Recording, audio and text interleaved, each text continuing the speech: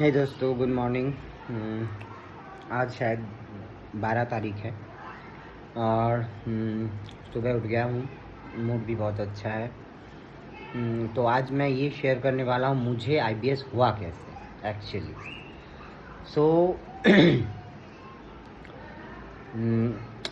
ये स्टार्ट हुआ मई में 2024 में, ठीक है।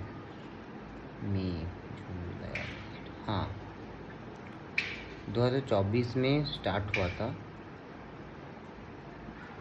धीरे धीरे थोड़ा बहुत लूज मोशन हो रहा था, ठीक हो रहा था, ठीक हो रहा था। फिर 2025 में मई में, ठीक है, 2025 में मुझे मई, जून, जुलाई ऐसे टाइम से मेरा प्रॉब्लम स्टार्ट हो गया फिर से। फिर डॉक्टर के पास इतना गया, सब कुछ किया, कुछ भी कोई फ़र्क नहीं पड़ रहा था। फिर फैमिली डॉक्टर के पास आया, उन्होंने कुछ टेस्ट लिखे, टेस्ट भी नॉर्मल थे, stool test, blood test, liver test, everything सब कुछ ठीक था, नॉर्मल था। थायराइड टेस्ट, तो मेरा थायराइड थोड़ा सा कम था, तो उन्होंने बोला ये रीज़न नहीं हो सकता कि लूज मोशन हो, इसके साथ कोई कनेक्शन नहीं है। अब बोला गया मुझे, जब कोई भी मेडिसिन से ठीक नहीं हो रहा था, मतलब मेरे फैमिली डॉक्टर के एक मेडिसिन से, वो बहुत बड़े सर्जन थे, तो उनके एक मेडिसिन से धीरे धीरे आराम आ रहा था, थोड़ा थोड़ा, बट कम्प्लीटली नहीं था। देन मैंने किया ये कि नॉर्मली मैंने उनको बोला कि सर एक बार मैं पेट का USG करवा लूँ, तो उन्होंने कहा हाँ करवा लो। तो मैंने एक बार USG करवा लिया। फिर मुझे पता चला उसी दिन कि मेरे गॉल ब्लैडर में स्टोन्स हैं, एंड 3 बड़े बड़े हैं, लाइक 13 mm, एंड बहुत सारे मल्टीपल छोटे छोटे थे। तो मुझे लगा कि यही कारण है, तो दिमाग से वो हट गया। देन सडनली उस दिन से मेरा लूज मोशन बंद हो गया, क्योंकि दिमाग से टेंशन हट गया था, तो लूज मोशन बंद हो गया। फिर मैं ऑपरेशन के लिए थोड़ा बहुत हिचकिचा रहा था, तो मेडिसिन, मतलब मैं जब गया एक नर्सिंग होम में, पर्सनल हॉस्पिटल में एक नर्सिंग होम पे गया, तो उनका नाम था हार्दिक नर्सिंग होम। तो मैंने बताया, उन्होंने देखा, उन्होंने भी बहुत सारे टेस्ट किए, सब कुछ नॉर्मल था, सिर्फ गॉल ब्लैडर में ही स्टोन था। तो उन्होंने बोला ये ऑपरेट ही कर सकते हैं, क्योंकि अगर दवाई से अगर इन स्टोन नहीं गलते, अगर 99% चांस है कि नहीं गलेंगे, 1% चांस है कि गलेंगे। मैंने बोला कि ठीक है। ज़्यादातर मैंने भी सर्च किया कि गॉल ब्लैडर स्टोन में मेडिसिन से कोई फ़ायदा नहीं, ऑपरेट ही करना पड़ता है, मतलब सर्जरी से गुजरना ही पड़ता है।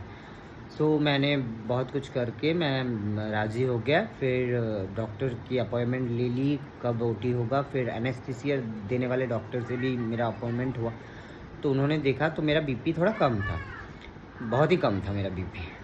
तो उन्होंने बोला अभी तो ऑपरेट नहीं कर सकता, क्योंकि अगर अभी ऑपरेट किया, एनेस्थीसिया दिया, तो आप लाइक कोमा में भी जा सकते हो, या फिर आपका लाइफ थ्रेटनिंग वाला हो जाएगा। तो उन्होंने बोला 1 महीने आप ORS खाओ, 1 महीने नहीं, 7 दिन तक आप ORS लो, नींबू पानी का घोल पियो, नमक एंड शुगर का घोल पियो, ये ठीक करो। फिर 7 दिन बाद ऑपरेशन का डेट हम ठीक करेंगे। 7 दिन मैंने पिया, मेरा BP भी बढ़ गया, ऑपरेशन का डेट भी हो गया 6 तारीख को। फिर ऑपरेशन टाइम पे गया, मेरा सब पेट वेट सब शेव वेव किया।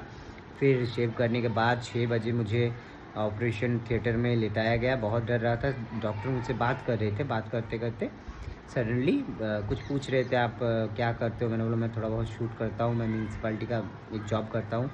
तो थोड़ी थोड़ी बात करते करते मैं कब बेहोश हो गया मुझे नहीं पता था। देन जब मेरा होश आया, तब मुझे बेड पे दिया गया था थोड़ी देर तक, शायद रात तक एनेस्थीसिया का वो बना हुआ था, लाइक नशा। देन चला गया रात में। फिर ऑपरेशन हुआ, फिर मैं घर आया 2 दिन बाद, सब कुछ ठीक था 20 दिन तक। 6 तारीख को ऑपरेशन हुआ मेरा, लाइक 31 6 तारीख को हुआ, तो 31 तारीख तक मेरा ठीक था सब कुछ। 1 तारीख से 1/6 से अचानक स्टार्ट हो गया लूज मोशन फिर से।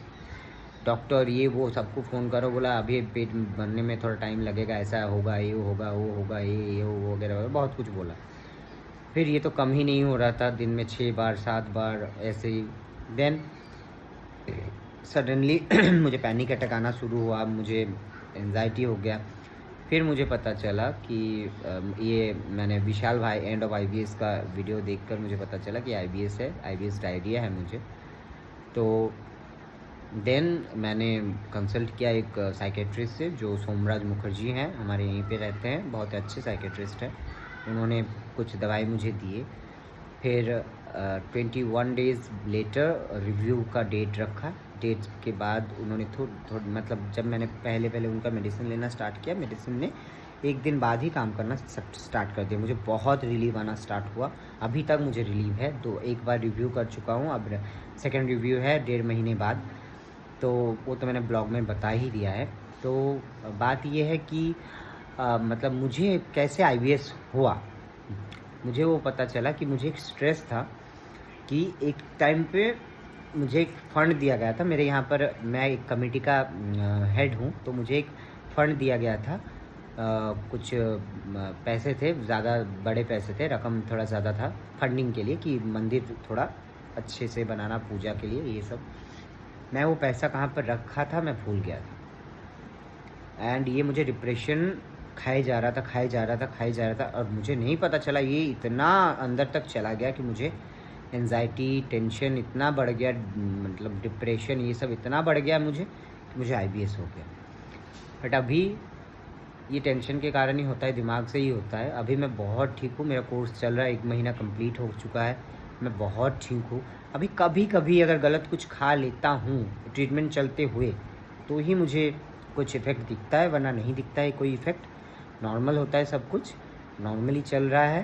तो टेंशन लेना नहीं चाहिए। अभी मैं अपने आप को काम रखता हूँ, मैं ज़्यादा नहीं सोचता, मैं डीप ब्रीदिंग करता हूँ, मैं मेडिटेशन करना स्टार्ट किया, मैंने वॉकिंग करना खाने के बाद स्टार्ट किया है थोड़ा थोड़ा करके।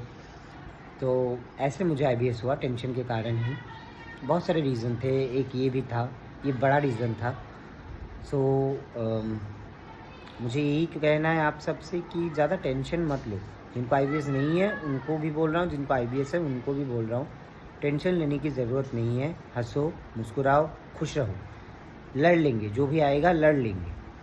पर टेंशन, एंजाइटी ठीक नहीं है, ये सबके लिए बहुत ख़तरनाक चीज़ है। बाप रे बाप, ये आईबीएस मतलब ये बहुत ख़तरनाक बीमारी है। मतलब आपके इमोशन के साथ इतना खेलता है ना ये, सुसाइडल थॉट, ये वो बहुत कुछ होता है यार।